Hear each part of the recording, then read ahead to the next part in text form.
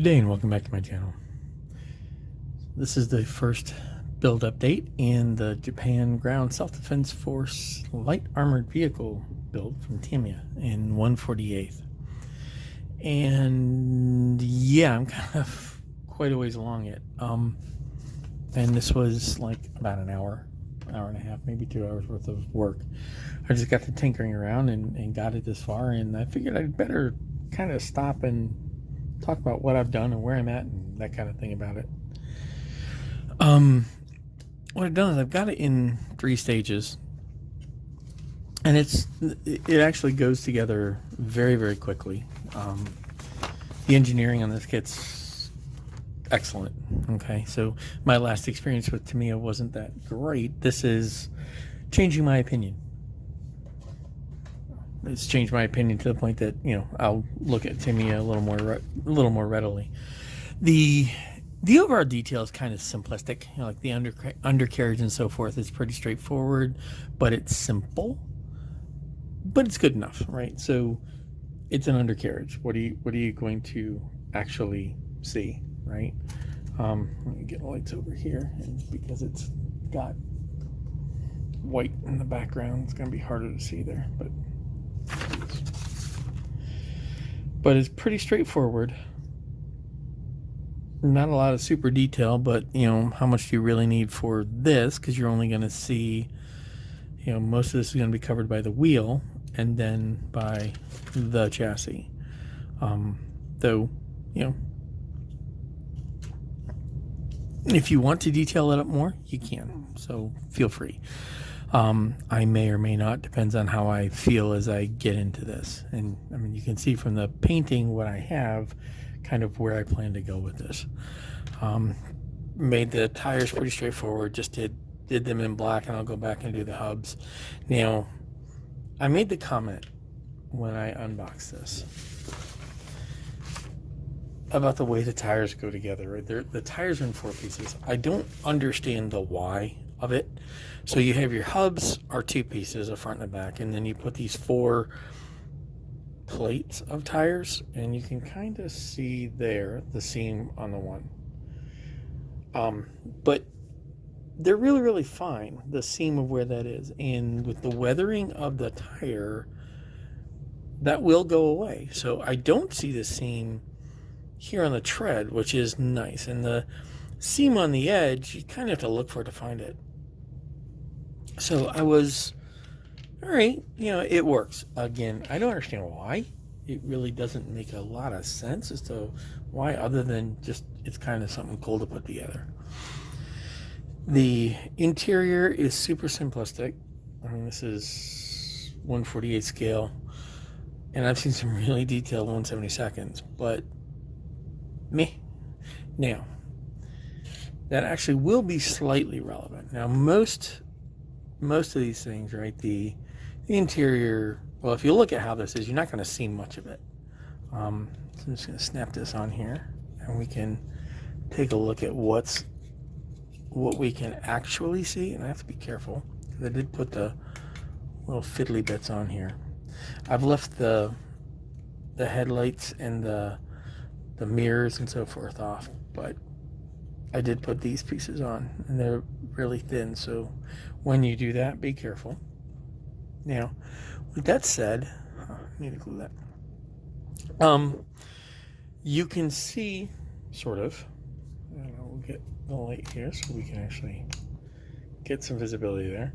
You can kind of see in there. Now, there will be glass over here, so that will make it harder to see, and you're really not going to see much through the doors, but your front, you'll kind of see something. And then I did intentionally leave this hatch open on purpose. It kind of goes for what I'm looking for. So that look will be what I want. So that means I'm going to need to do some more detailing down inside here. So what I will probably do is just throw some stowage in there and spend some time detailing up the inside of it a little.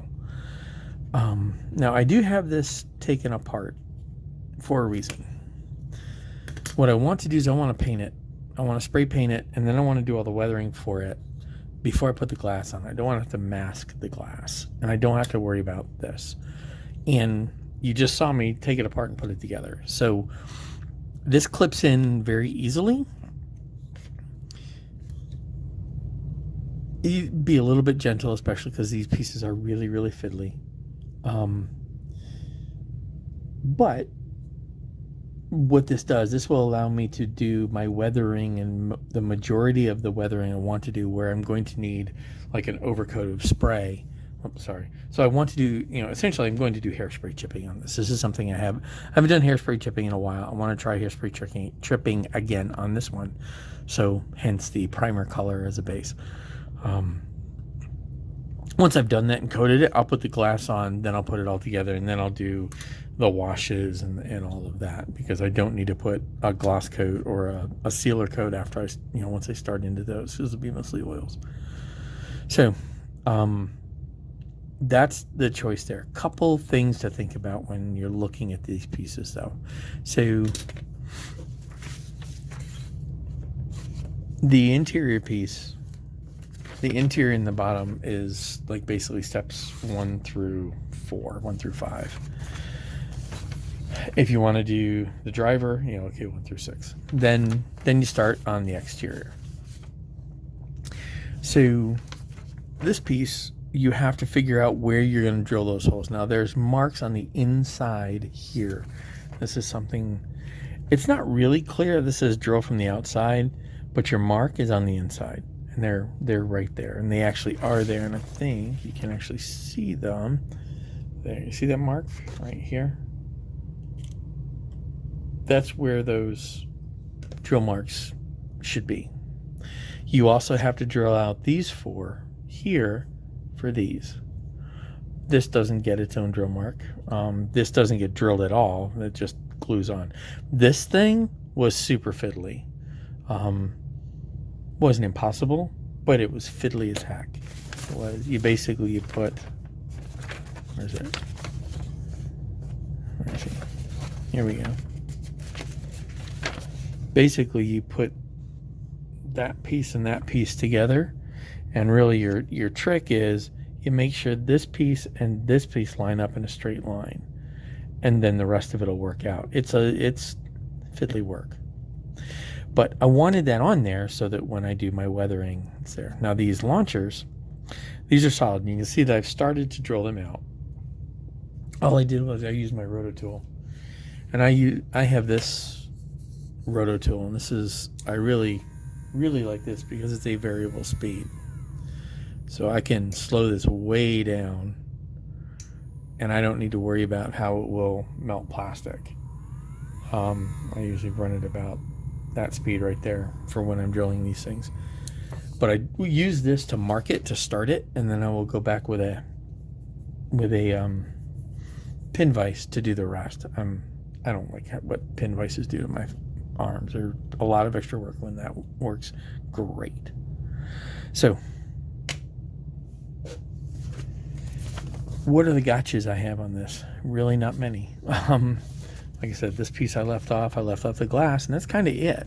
I've gotten to this point, and then I'm not going to do this step. There's a couple of pieces on this step I'm not going to do. I'll put the machine gun and the shield on last, but then that's it, right? That's what I got. The kit is very, very easy to put together. Like I said, the detail is me. The detail on the outside of this is great. Detail on the interior, not so much. But then considering how little you're going to see of it, whatever.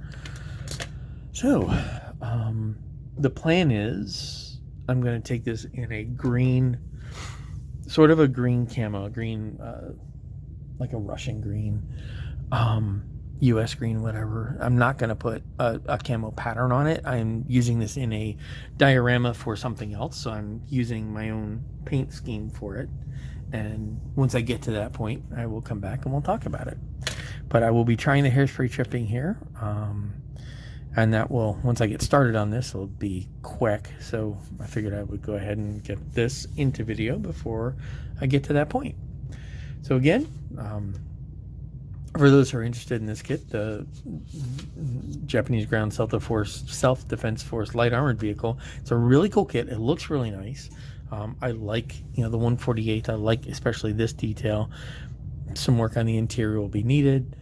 Nice kit. All right, Tamiya. I'm impressed. Color me impressed. It's no F-14, so with that said, I will say thank you very much for watching. Hope this is entertaining, and until next time, happy modeling.